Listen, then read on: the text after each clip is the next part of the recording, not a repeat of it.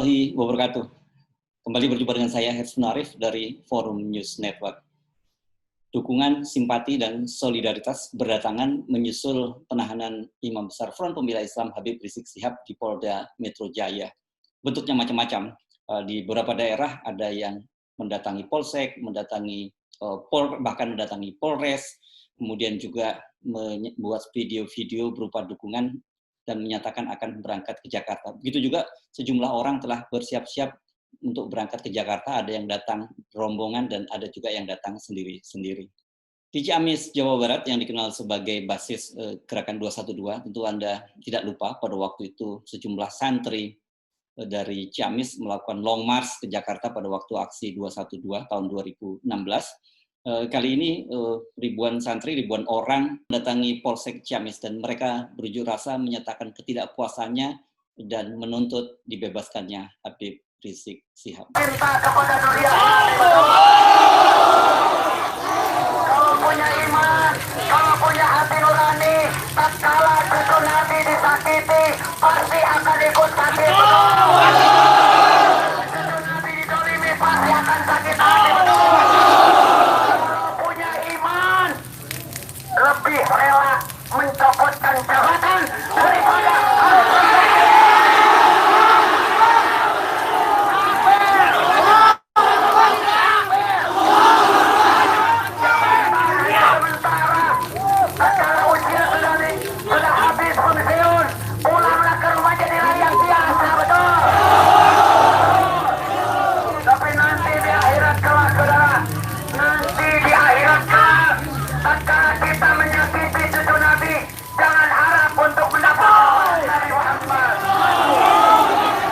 Di Jawa Timur, tepatnya di Jember, di Polsek Tanggul juga didatangi sejumlah warga dan mereka ini dipimpin oleh Habib Qasim bin Soleh dan mereka bertemu dengan Kapolsek Tanggul dan menyampaikan aspirasinya berupa dukungan dan meminta agar Kapolsek Tanggul menyampaikan kepada pimpinan Polri untuk membebaskan Habib Rizik Syihab. Ini alhamdulillah sudah sampai di Kapolsek. Kami ingin menunggu dengan Kapolsek. Kalau bisa ditunggu dan kedatangan kami di sini menunjukkan protes kepada apa yang terjadi kepada imam besar kita dan kita menunjukkan tanggung jawab agar pusat bisa mereview ulang atas keputusannya yang menyakitkan umat Islam. Betul? Betul. Itu makasih Pak Giantono, alhamdulillah sudah menerima kami dengan baik. Insya Allah apa yang telah kita sampaikan bisa disampaikan kepada pimpinannya dan kita sangat apresiasi sambutannya Pak Gianto. Mudah-mudahan dengan kejadian pagi hari ini bisa diikuti di seluruh Indonesia tanda ketidakpuasan kita dengan keputusan yang telah terjadi kepada imam kita Habib Rizik Syihab. Betul? Betul. Dan kita berdoa mudah-mudahan Indonesia ini dijadikan oleh Allah Subhanahu wa taala negara yang adil, makmur, dijauhkan dari permasalahan yang ada pada hari ini. Dan kita doakan mudah-mudahan Habib Rizik cepat keluar dari penjara. Betul? Betul. Agar tidak menunjukkan gejolak pada masyarakat, tidak menimbulkan gejolak kepada umat Islam. Sebelumnya Habib Qasim bin Soleh ini juga menggelar doa untuk keselamatan Habib Rizik Syihab. Selain orasi di media sosial, kita banyak menemukan video-video dari berbagai daerah yang menyatakan kesiapan mereka untuk berangkat ke Jakarta dan bersedia menemani Habib Rizik Syihab ditahan di Polda Metro Jaya. Assalamualaikum warahmatullahi wabarakatuh. Waalaikumsalam warahmatullahi wabarakatuh. Kami, masyarakat Kabupaten Serang, Banten, menyatakan bahwa apabila Imam Besar Umat Islam Al-Habib Muhammad Rizik Syihab ditahan, maka kami siap datang ke Polda Metro Jaya untuk ditahan. Assalamualaikum warahmatullahi wabarakatuh. Kami umat Islam Lampung siap menyerahkan diri ke Polda Metro Jaya apabila Imam Besar Umat Islam Indonesia Habib Rizik bin Hussein bin Syihab ditahan. Karena kami yang berkerumun, kami yang datang tanpa undangan daripada Imam Besar Habib Rizik bin Hussein bin Syihab. Siap menyerahkan diri? Siap! Siap menyerahkan diri? Siap! Takbir! Sallu ala Nabi Muhammad. Sampai saat ini dari beberapa orang yang dinyatakan sebagai tersangka dalam kerumunan di markas FPI Petamburan, hanya Habib Rizik Syihab saja yang ditahan. Tetapi kemarin 3 orang yang bersama-sama juga mendatangi Polda bersama dengan Habib Rizik Syihab sejauh ini tidak ditahan. Menurut Humas Polda Metro Jaya Kombes Yusri, karena mereka tidak ditahan karena ancaman hukumannya itu hanya 1 tahun penjara. Ini berbeda dengan Habib Rizik Syihab yang disebutkan hukumannya sampai 6 tahun. Kenapa? Karena dia dianggap menghasut dan melawan petugas. Selain mereka yang menyatakan siap berangkat ke Jakarta untuk bersama-sama ditahan di Polda Metro Jaya, sejumlah pendukung Habib Rizik Syihab dari berbagai daerah sudah menyatakan akan berangkat menuju Jakarta. Salah satu contohnya adalah 3 orang warga dari Gresik ini. Mereka menyatakan akan berangkat menuju Jakarta menggunakan sepeda motor. Assalamualaikum warahmatullahi wabarakatuh. Ya, alhamdulillah hari ini kita tanggal 13 ya, hari Ahad. Kami dari Gresik, ya, umat Islam yang dari Gresik, hari ini kami akan berangkat menuju ke Jakarta dalam rangka untuk turut serta membela ulama kami, guru kami, ya, sosok yang sangat kami cintai, Al-Habib Muhammad Rizik bin Syihab, ya. Insya Allah kami berangkat bertiga naik sepeda motor, ya. Mudah-mudahan apa yang kita lakukan bisa menjadi contoh baik untuk seluruh umat Islam di Indonesia. Bagaimana kita mencintai ulama kita, ya. Insya Allah kami tahu bahwa Al-Habib Muhammad Rizik bin Syihab selama ini telah berjuang demi siapa? Demi umat Islam di seluruh Indonesia, termasuk untuk masa depan anak cucu kami ke depan nanti, insya Allah. Ya, ini adalah hal kecil yang bisa kami lakukan dalam rangka untuk membela ulama kita. Insya Allah mudah-mudahan hal yang kecil ini bisa memberikan manfaat yang besar. Dan mudah-mudahan Allah SWT, Al-Habib Muhammad Rizik bin Syihab beserta keluarga diberikan perlindungan, keselamatan, dan kebahagiaan dunia akhirat, insya Allah. Dan kami pun umat Islam yang berjuang mudah-mudahan diberikan kekuatan dan kesabaran serta keselamatan dunia akhirat, insya Allah. Amin amin amin ya rabbal alamin. Mohon doanya untuk semuanya, doakan agar kami bisa berangkat sampai Jakarta dalam keadaan selamat, insya Allah. Walaupun kami naik sepeda motor, naik kendaraan roda 2, tapi semangat kami seperti naik pesawat, insya Allah. Takbir, Allahu Akbar.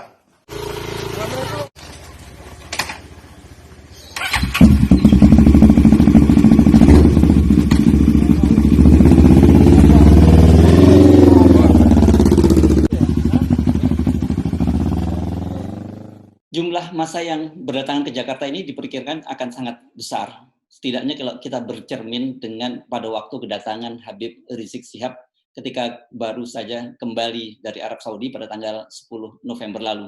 Dan kita masih ingat bagaimana ratusan ribu orang, bahkan ada yang memperkirakan jutaan, berbondong-bondong memadati Bandara Soekarno-Hatta dan sampai menciptakan kemacetan sepanjang 7 km.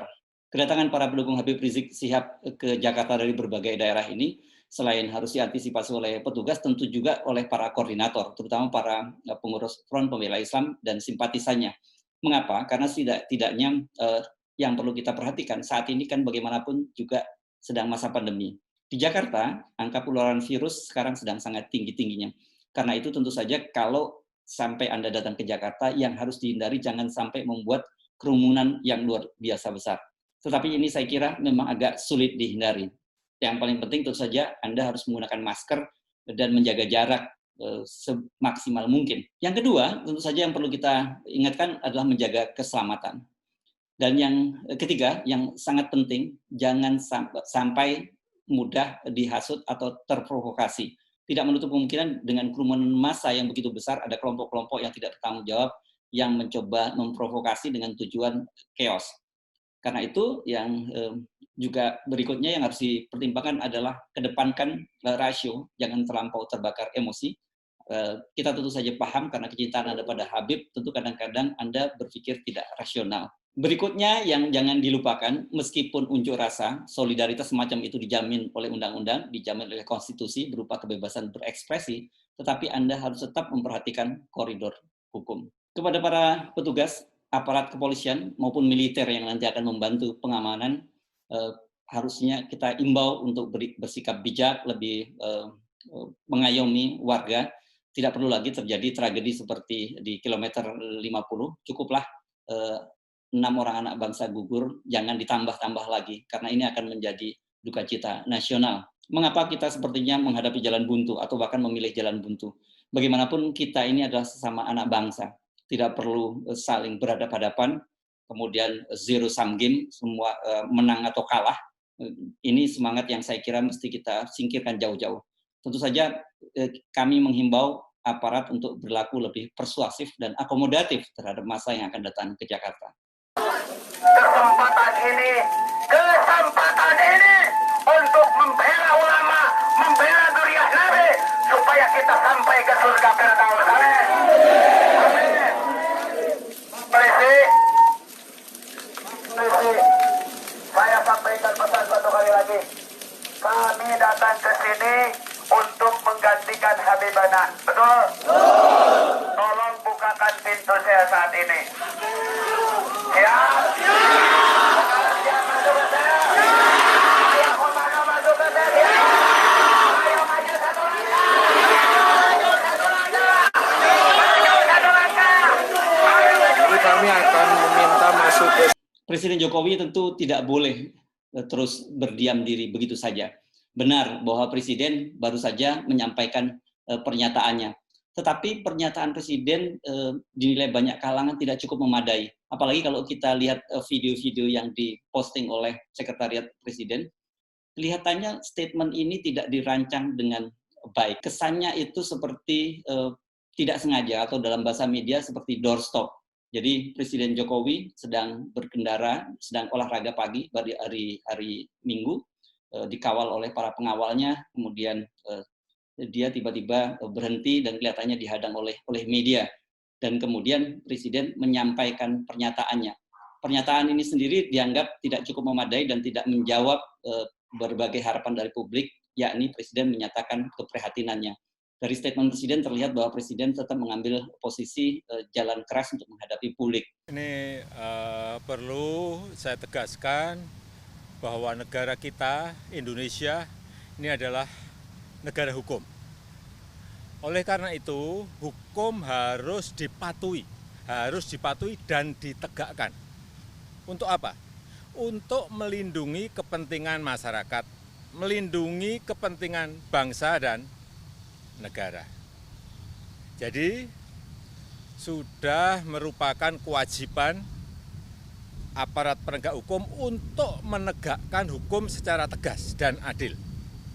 Dan ingat, aparat hukum itu dilindungi oleh hukum dalam menjalankan tugasnya. Saya bertanya-tanya siapa konsultan komunikasi dari Presiden. Mengapa? Karena ini persoalan yang sangat serius. Mengapa kemudian dibuat desain dan kesan seolah-olah Presiden ini tidak secara resmi menyampaikan pernyataannya. Jadi tidak sengaja.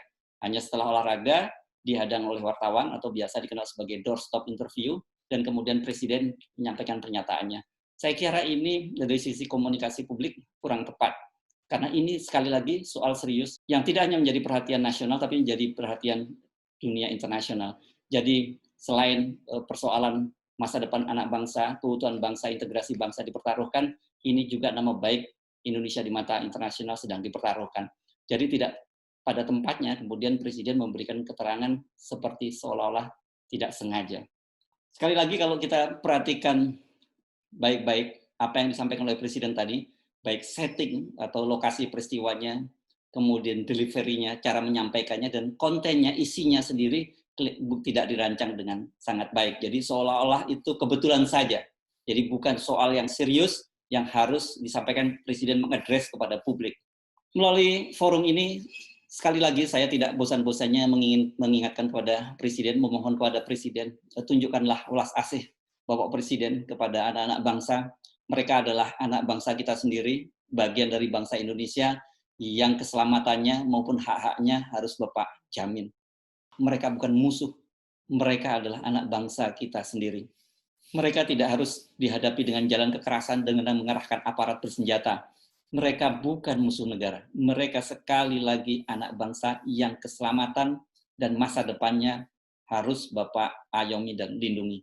Saya Hesum Narif, Assalamualaikum warahmatullahi wabarakatuh.